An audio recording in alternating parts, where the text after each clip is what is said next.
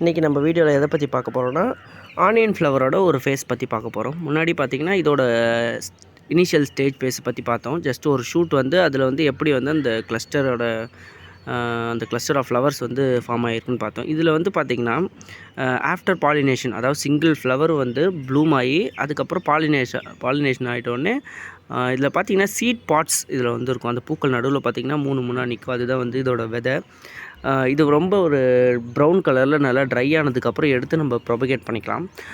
Onion பொறுத்த வரைக்கும் பார்த்திங்கன்னா நம்ம வந்து வெங்காயத்தாள் வந்து கொஞ்ச நாள்லேயே ஹார்வெஸ்ட் பண்ணிக்கலாம். அதாவது விதை போட்டு கொஞ்ச நாள்லேயே ஹார்வெஸ்ட் பண்ணிக்கலாம்.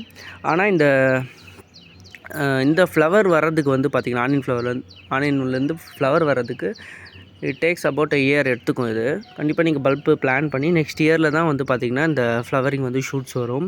அது மாதிரி இந்த ஃப்ளவர் வந்து நம்ம நார்மல் லில்லி வச்சுருப்போம், லில்லி பல்ப்ஸில் வந்து வரும். அந்த மாதிரி இல்லாமல் இது கொஞ்சம் டேஸ் எடுத்துக்கும். இது ஃபுல் ஃப்ளவர் அட்லீஸ்ட் ஒரு 60 days to 65 daysக்கு இந்த ஃப்ளவர் வந்து அப்படியே இருக்கும். அதோட ப்ராசஸ் எல்லாம் முடியறதுக்கு, அதாவது இதோட சிங்கிள் ஃப்ளவர் வந்து பாலினேட் ஆகி அதில் ஒரு தனி சீட் பாட்ஸும் வர்றதுக்கு நாட்கள் எடுத்துக்கும். அதனால் இது ஒரு லாங்கான ஃப்ளவர் தான். நீங்கள் வந்து நல்லா ஒரு 2 இயர்ஸுக்கு இதை அப்சர்வ் பண்ணலாம். 2 மந்த்ஸுக்கு அப்சர்வ் பண்ணலாம் இது எப்படி இருக்குது அப்படின்னு சொல்லிட்டு. ஒரே ஒரு சிங்கிள் பல்பில் வந்து பார்த்திங்கன்னா